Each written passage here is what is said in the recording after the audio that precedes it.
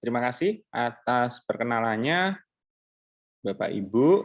Pertama-tama terima kasih pada Pavi dan juga kepada PNG yang mengajak saya untuk berdiskusi dengan Bapak Ibu sekalian tentang peran kombinasi parasetamol dan vitamin B neurotropik di dalam tata laksana nyeri campuran. Nama saya Pinson, saya sehari-hari bekerja di Yogyakarta. Ini kurikulum vitae saya. Ya, tantangannya ini ya, tantangannya kita ada di era pembelajaran daring, sudah lebih dari 1 tahun ini, ya, sehingga mungkin di 2 menit awal masih begini, gitu ya, 5 menit, 10 menit ke atas sudah seperti ini, lalu menghilang. Tapi mudah-mudahan tidak, karena topik yang kita bicarakan atau kita diskusikan hari ini adalah topik yang sangat sering kita jumpai. Jadi pasien datang dengan keluhan nyeri itu sangat sering, dan kalau kita cermati datanya mengatakan bahwa lebih dari 80% itu dia akan swamedikasi dulu, baru dia ke dokter. Terutama pada yang mild to moderate, ya, yang nyerinya adalah ringan sampai sedang. Kalau yang nyerinya hebat, pasti dia otomatis akan langsung berobat. Nah, mari kita cermati sebuah kasus, ya. Jadi ada seorang perempuan 68 tahun nyeri punggung bawah menjalar ke tungkai kanan. Jadi nyerinya dari punggung menjalar ke tungkai setelah mengangkat barang. Sepertinya nih sesuatu yang simple ya. Jadi dia ngangkat barang lalu kemudian nyeri menjalar ya. Nyerinya mengganggu aktivitas dan mengganggu tidur. Nah, tetapi kalau kita cermati berarti derajat nyerinya cukup moderate ya, bahwa mengganggu aktivitas dan juga mengganggu tidur ya. Nah, masalahnya adalah pada waktu dia pertama mau swamedikasi, dia bertanya, ini adalah pasien post-stroke iskemik, dia mendapatkan aspirin, dia juga pasien diabetes, dan ada sedikit gangguan fungsi ginjalnya karena diabetesnya. Sehingga dia dalam terapi aspirin, dia juga mengkonsumsi metformin dan glimepiride untuk diabetesnya, dan dia juga mengkonsumsi atorvastatin ya karena dia pasien diabetes.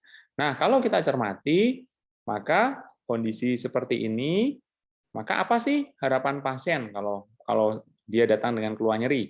Maka harapan pasien pertama adalah efek penghilangan nyeri yang cepat ya. Pasien itu kan kalau nyeri pasti pengennya saya minum obat anti nyerinya tidak berapa lama nyeri saya akan berkurang atau bahkan hilang. Itu pasti harapannya. Memperbaiki aktivitas harian pasti ya. Jadi kalau minum obatnya yang tadi misalnya mengganggu tidur, mengganggu aktivitas, mau jalan sakit itu menjadi lebih baik. Ya, memperbaiki tidur pasti. Nah, di sisi lain, pasien-pasien terutama pasien yang seperti tadi digambarkan, pasien-pasien usia tua ya, atau pasien yang juga mengkonsumsi obat-obat lain, maka juga mereka pengen bahwa obat tambahan untuk nyerinya tadi adalah aman dan tanpa efek samping dan interaksinya juga minimal. Dan yang juga tidak kalah penting adalah harga yang terjangkau. Nah, ini harapan pasien. Nah, yuk kita coba cermati, Bapak Ibu, apa itu nyeri? Nyeri itu berdasar definisi ASP adalah pengalaman sensorik dan emosional yang tidak menyenangkan. Jadi ada 2 komponen utama, sensorik dan emosional yang tidak menyenangkan. Jadi unpleasant, yang disertai oleh kerusakan jaringan secara potensial maupun aktual. Ya, ini adalah alasan utama orang berobat ke rumah sakit sehingga disebut sebagai tanda vital yang kelima, the fifth vital sign. Bagaimana nyeri itu terjadi? Ya, secara singkat biasanya nyeri itu disampaikan terjadinya begini. Dimulai dari adanya suatu kerusakan jaringan. Ya, jadi kerusakan jaringan tadi akan mengeluarkan mediator-mediator inflamasi, terutama prostaglandin. Ketika mediator-mediator inflamasi tadi keluar, dia akan berikatan dengan ujung saraf bebas. Nah, ujung saraf bebas inilah sebagai reseptor nyeri. Nah, proses mulai dari cedera jaringan, keluar mediator inflamasi, lalu berikatan dengan ujung saraf bebas, itu kita sebut sebagai proses transduksi. Lalu kemudian ada proses berikutnya, yaitu transmisi.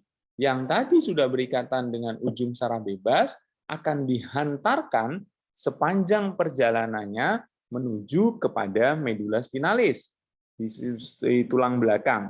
Lalu kemudian dari medula spinalis akan ada proses yang kompleks yang kita sebut sebagai modulasi. Nah, modulasi ini diperantarai oleh misalnya descending inhibition dan ascending pathway. Apa artinya descending inhibition? Descending inhibition itu artinya bahwa ada mekanisme di dalam tubuh kita untuk mengurangi nyeri akibat daripada dikeluarkannya dua neurotransmitter utama, yaitu serotonin dan norepinefrin.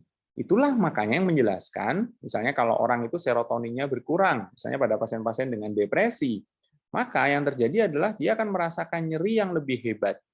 Di sisi lain, kalau misalnya kita itu dalam kondisi takut, ya, cemas, gitu ya, mungkin norepinefrinnya itu akan lebih meningkat. Misalnya kita dikejar oleh anjing, kita takut dengan anjing, kita dikejar anjing, kita lari dengan sedemikian kencang.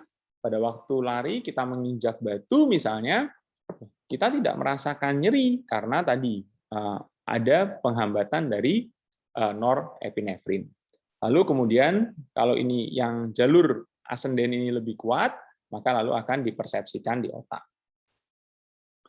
Tipe nyeri itu ada beberapa, Bapak Ibu, ada yang nociceptif, ya, yang terutama jelas penyebabnya, ini sebagai faktor protektif, tapi ada juga yang inflamasi. Inflamasi itu contohnya yang paling sering ya osteoartritis, ya, penyakit-penyakit artritis lah, penyakit-penyakit radang gitu ya. Lalu kemudian ada nyeri neuropatik, misalnya nyeri pasca herpes, nyeri pada diabetes, ya. Lalu kemudian ada nyeri disfungsional. Nah, yang jadi tantangan memang yang nyeri disfungsional ya, karena tidak ada stimulus yang menyakitkan, tidak ada bukti adanya inflamasi, tidak ada perubahan neuronal, tidak ada cedera saraf, tapi kemudian pasiennya selalu merasakan nyeri. Nah, ini yang paling sering adalah nyeri tegang otot, nyeri sindroma usus yang rewel atau irritable bowel syndrome, dan fibromialgia. Sehingga kalau para Bapak Ibu cermati, maka dia mulai dari efeknya protektif sampai kemudian yang patologis. Yang ini teman kita nih, ya, supaya kita tidak cedera jaringannya. Jadi nyerinya itu membantu kita untuk menghindarkan cedera lebih lanjut. Tapi di sisi lain ada yang sampai patologis yang mengganggu aktivitas harian. Nah, ini tipe nyeri akut, batasannya biasanya 12 minggu. Jadi kalau nyeri itu terjadi kurang dari 12 minggu, kita menyebutnya sebagai nyeri akut, ya. Tapi kalau nyeri itu terjadi lebih dari 12 minggu, kita menyebutnya sebagai nyeri kronik. Nyeri itu dibedakan juga berdasar tipenya. Misalnya tadi apakah dia neuropatik, nociceptif, atau juga campuran. Nah, coba dicermati kasus yang tadi kita bahas yang habis mengangkat barang berat tadi adalah nyeri yang sifatnya adalah campuran. Kenapa? Karena ada komponen nyeri neuropatiknya. Dari mana kita tahu? Karena tadi keluhannya adalah menjalar. Jadi sesuatu yang sifatnya radiating itu adalah tipikal untuk nyeri neuropatik. Jadi kalau pasiennya mengatakan saya nyeri tengkuk menjalar, nah itu berarti ada keterlibatan saraf di sana. Ya. Lalu deskripsi nyerinya biasanya juga beda. Dia akan mengatakan baal, kesemutan, keringgingan, ya, kemudian kesetrum, ya, atau panas, burning, ya, rasanya kayak kemeranyas. Dia akan mengatakan begitu. Nah, itu berarti ada komponen nyeri neuropatik. Kalau ada komponen nyeri neuropatik, juga ada komponen nociceptif, maka kita sebutnya sebagai nyeri campuran. Nanti pendekatan pengobatannya sedikit banyak berbeda. Nah, jadi kalau nyeri, pasien datang dengan nyeri, yang kita tanyakan pertama kan di mana nyerinya, mulai kapan, ya, seberapa berat nyerinya, seperti apa sih menjalar atau tidak, apa yang memperberat, apa yang memperingan, mengganggu tidur atau tidak, mengganggu aktivitas atau tidak. Sehingga nanti kita dengan sedikit coret-coretan kita akan bisa tahu, nyerinya berapa lama? Oh, 3 hari. Oh, berarti ini akut. Nyerinya sudah berapa lama? Oh, ini sudah 6 bulan. Tiap hari iya sakit, berarti ini kronik, ya. Akut atau kronik. Intensitasnya gimana? Ringan, sedang, atau berat, ya. Apakah mengganggu aktivitas, apakah mengganggu tidur, gitu ya. Lalu kemudian dari cerita tadi kita bisa membayangkan, oh ini nyerinya nociceptif, ini neuropatik, ini campuran. Ini habis kena dompo, ini sakit banget. Nah, berarti itu neuropatik murni. Ini sakit boyok tapi menjalar sampai ke kaki, berarti ini campuran. Ya. Itu assessment-nya, ya. Lalu ada nggak penyakit penyerta, ada nggak obat lain yang dikonsumsi secara rutin, ini juga penting. Nah, prinsip pengobatannya nanti akan sangat tergantung, Bapak Ibu, adalah dari onsetnya. Ini akut atau kronik. Tipenya, ini nosiseptif, neuropatik, atau campuran. Ringan, sedang, atau berat. Tergantung penyebabnya. Penyebabnya bisa dihilangkan atau tidak bisa dihilangkan. Ambil contoh, misalnya pasien itu jatuh, kakinya patah. Maka penyebab nyerinya jelas karena kakinya itu fraktur. Artinya apa? Kalau frakturnya membaik, maka kemungkinan besar nyerinya juga pasti akan hilang kan? Itu penyebab yang jelas. Tetapi pada kasus nyeri, seringkali penyebabnya itu sudah lewat, sudah di masa lampau, tapi pasiennya tetap mengatakan nyeri. Ambil contoh misalnya nyeri pasca herpes.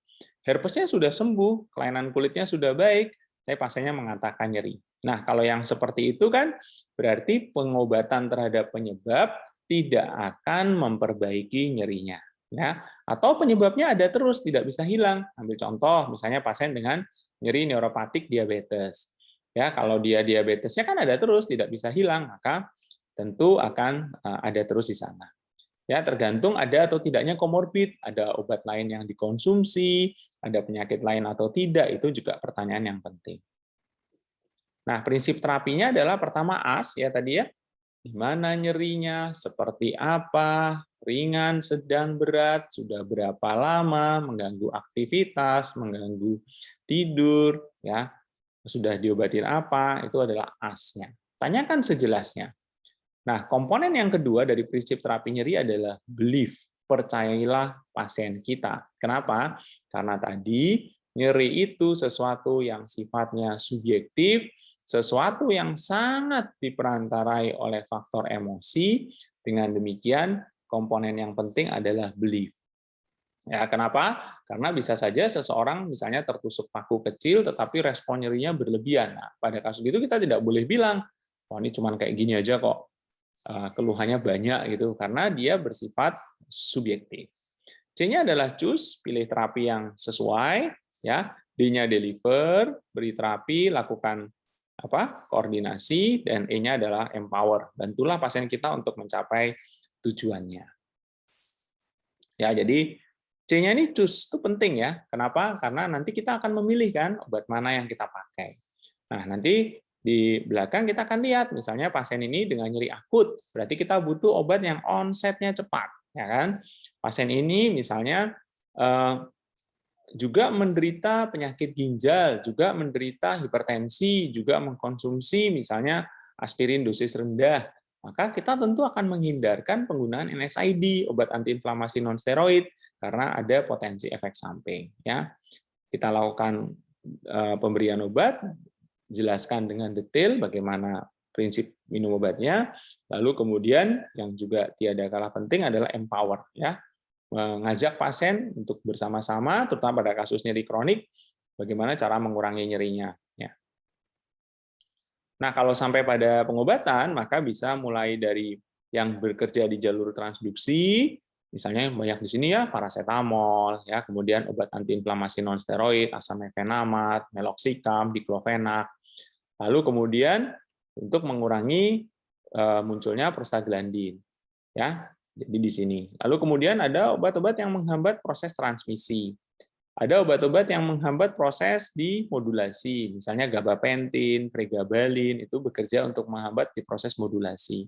Ada yang menghambat di proses persepsi, misalnya opioid, ya, morfin, atau kemudian juga paracetamol. Nah, ini bisa dikombinasi, ini yang kita kenal sebagai multimodal analgesi. Jadi, analgesik yang diberikan memiliki target multimodal.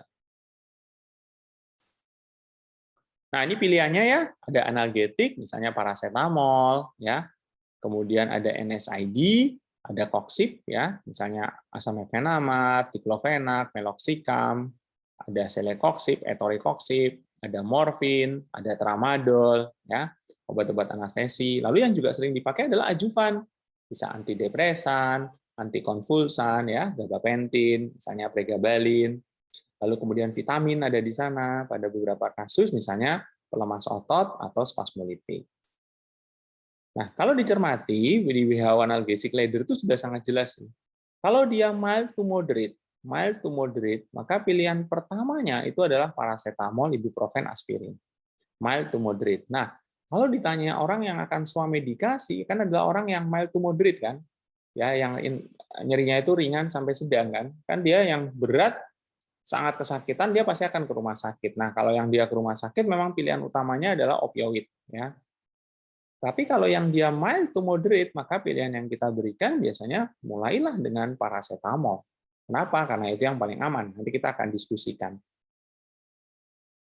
Nah, jadi kalau ini terapi ya, itu prinsipnya non farmaka boleh ya, fisioterapi, akupunktur, yang farmaka analgesik, misalnya paracetamol, obat antiinflamasi non steroid, oksip, opioid, dan juga ajuvan. Jangan lupakan ajuvan. Ya, misalnya adalah vitamin, steroid, antikonvulsan, dan antidepresan. Nah, kita lihat nanti. Ini boleh dikombinasi selama mekanisme kerjanya berbeda. Jadi analgesik, NSAID boleh nggak dikombinasi dengan vitamin? Nanti kita akan dapatkan itu efek yang namanya sinergism. Dia bekerja sama. Nah, boleh, kan mekanisme kerjanya berbeda. Boleh nggak analgesik misalnya dicampurkan dengan antikonvulsan? Bisa, karena memang mekanisme kerjanya berbeda. Tapi nggak boleh misalnya 2 obat antiinflamasi non-steroid diberikan pada satu pasien. Misalnya pasiennya dapat meloxicam, ditambah lagi diklofenak. Nanti yang akan kita tuai adalah efek samping. Kita tidak akan menuai efek baik, tapi efek samping akibat pengobatannya. Nah, kalau harus memilih obat anti nyeri, maka ada jembatan keledai yang kita bilang dengan 5A. 5A untuk obat analgesik yang baik. Yang pertama adalah dia harus memiliki efek analgesik yang cepat dan poten. Nah, kan A pertama. A yang kedua, kalau bisa sih efek sampingnya minimum. Jangan sampai nanti pasiennya mengatakan pada kita ya nyerinya berkurang, tapi saya ngantuk, saya gelir, saya nggak bisa ngapa-ngapain, itu karena adverse event. Ya, A-nya kalau nyerinya berkurang maka aktivitas harian akan membaik. Ya, nah kalau bisa, nah ini yang banyak di vitamin ya, bahwa dia bukan hanya mengurangi nyeri tapi juga memperbaiki sistem saraf. Nah, ini yang kita bilang sebagai act beyond symptom control. Jadi dia bekerja bukan hanya untuk mengendalikan gejala-gejala nyeri, tapi juga memperbaiki fungsi sarafnya. Nah, tentu kalau bisa sih terjangkau harganya dan tersedia.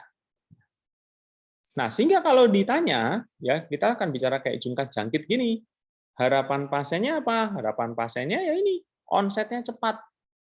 Pasien nyeri, dia kan pengen begini, kalau dia sakit, dia minum obatnya dalam waktu 10-15 menit, nyerinya berkurang dong, kan? Gitu. Jangan lalu onsetnya kerjanya panjang, tidak berkurang bahkan setelah minum obat.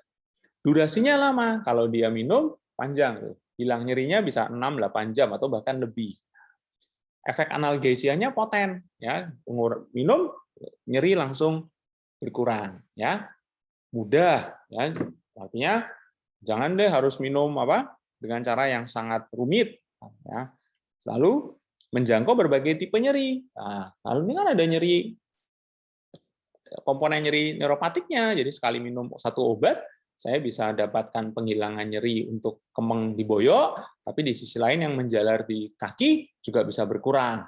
Misalnya begitu.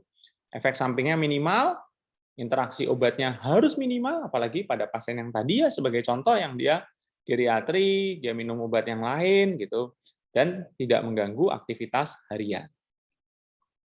Nah, ambil contoh ya misalnya obat antiinflamasi non-steroid atau oksip ya. Contoh yang kita sampaikan adalah yang obat antiinflamasi non-steroid kayak asam mefenamat, meloxicam, diklofenak ya. Itu kalau kita berikan, kita tuh tidak hanya menghambat nyerinya, tetapi kita juga menghambat fungsi-fungsi penting dari prostaglandin, dari tromboksan yang fungsinya itu adalah baik untuk tubuh. Ambil contoh misalnya untuk proteksi mukosa di lambung, mempertahankan aliran darah di ginjal, mempertahankan agregasi dari platelet. Artinya apa? Kalau ini kita pakai dan kita pakai berkepanjangan, maka kita juga akan kemungkinan menuai efek samping akibat dari tadi pengurangan terhadap proteksi mukosa. Makanya tidak salah ya kalau kita sering mendapatkan pasien habis minum obat misalnya diklofenak, piroxicam, meloxicam, perutnya perih, yaitu karena dia punya efek untuk proteksi lambung si prostaglandin tadi. Yang kalau prostaglandinnya kita hambat, efek nyerinya berkurang, tapi di sisi lain efek proteksi mukosa, efek terhadap ginjal ini juga akan berkurang, ya. Dan Bapak Ibu tolong dicermati, ini ada satu penelitian kami ini cukup lama, tahunnya 2015, yang harus kita hindari terutama untuk penggunaan obat nyeri ini, terutama adalah pada pasien-pasien misalnya dengan gagal jantung, hipertensi, gagal ginjal, ulkus peptikum, itu OAINS kita harus hindari, ya. Terus kemudian opioid itu pada pasien-pasien misalnya dengan konstipasi, retensi urin harus kita hindari, ya. Nah, kenapa? Ini juga penting kalau pasien tadi juga mengkonsumsi obat misalnya aspirin, hati-hati maka toksisitas terhadap gastrointestinal akan jauh meningkat, ya. Jadi ada beberapa interaksi obat yang harus kita tanyakan kembali kepada pasien, apakah selama ini Bapak Ibu minum obat apa? Oh, saya minum obat antihipertensi, captopril atau lisinopril. Oh, hindarkan penggunaan obat antiinflamasi nonsteroid lebih dari 2 minggu. Kenapa? Karena dia akan menghambat kerja daripada ACE inhibitornya. Dampaknya apa? Tekanan darah cenderung akan meningkat. Nah, sampailah kita kepada kenapa sih kita pilih misalnya kombinasi paracetamol dan vitamin B, B1, B6, dan B12. Kalau ditanya kenapa paracetamol, maka jawaban pentingnya adalah onset kerjanya cepat. Jadi salah satu obat analgetik yang memiliki onset kerja tercepat itu adalah paracetamol. Ya, di sebagian besar kasus itu bisa mulai bekerja 10 menit. Ya, dia akan mulai ada onsetnya. Jadi rata-rata sih di bawah 30 menit. Ya, artinya apa? Ini bagus untuk efek pengurangan nyeri yang onset kerjanya cepat, ya. Kita juga mendapatkan efek analgesi yang poten dan berlangsung cukup panjang, ya. Bisa sampai 6-8 jam, ya. Aman dalam penggunaan berulang, artinya kalau dipakai lagi itu aman, ya. Dosis misalnya dosis sampai 4.000 gram itu masih dianggap aman, ya. Tapi kan tidak ada yang pakai 4.000 gram ya sehari, ya. Tentu tetap harus hati-hati di penggunaan jangka panjang kalau dosisnya segitu. Tapi kalau dosis yang biasa-biasa gitu ya, dosis yang 1.500 dalam waktu sehari itu masih akan sangat aman. Lalu kemudian dibandingkan dengan obat-obat lain untuk nyeri, interaksi obat untuk paracetamol itu yang paling minimal, ya. Direkomendasikan untuk pasien risiko tinggi. Siapa itu pasien risiko tinggi? Orang yang usianya lanjut, orang dengan penyakit penyerta, hipertensi, diabetes, pasca stroke. Sehingga kalau Bapak Ibu baca di semua panduan internasional untuk pasien-pasien dengan komorbid, pasien dengan gangguan jantung, pasien dengan pasca stroke, pasien dengan gangguan lambung, pasien dengan gangguan ginjal, maka paracetamol ditempatkan nomor 1 sebagai obat analgesik pilihan pertama karena dia aman. Lalu kenapa sih vitamin B? Nah, B1, B6, B12 itu terbukti pertama memperbaiki sintesis karbohidrat, mengurangi efek nyeri dengan memperbaiki stabilitas membran saraf, dan dia juga yang baik adalah memperbaiki selubung saraf yang kita sebut sebagai mielin. Dan ini sudah terbukti dari penelitian jangka panjang, pengamatan jangka panjang bahwa obat ini adalah totally safe, ya, sangat aman. Nah, bisa dikombinasi dengan obat-obat anti nyeri yang lain dengan efek sinergisme. Apa itu sinergisme? Jadi di dalam obat itu ada yang namanya sinergi. Jadi kalau 1+1 kan 2, ya. Kalau sinergi itu 1+1 itu bisa 5. Artinya apa? Mereka bekerja sama untuk menghasilkan efek analgetik yang lebih poten, lebih baik kalau dia dikombinasi. Dan sama dengan tadi paracetamol, interaksi obatnya minimal. Nah, bagaimana bila paracetamol itu digabung dengan vitamin? Ambil contoh misalnya dulu neurobion, ya. Maka yang akan kita dapatkan dari berbagai penelitian, dulu neurobion itu memiliki efek yang sifatnya sinergi, ya, dia sinergisme, ya. Manfaat pengurangan nyerinya juga lebih besar kalau itu kita kombinasi. Sehingga karena kita punya vitamin yang bagus untuk nyeri neuropatik karena memperbaiki selubung saraf, kita punya paracetamol yang bisa untuk nyeri nociceptif dan inflamatori, maka kalau ini kita gabung bisa untuk nyeri campuran. Nah, ini yang penting. Dengan satu macam obat kita bisa menghantam berbagai target. Nah, ini yang kita tadi sampaikan, satu macam bisa untuk nyeri yang sifatnya multiple.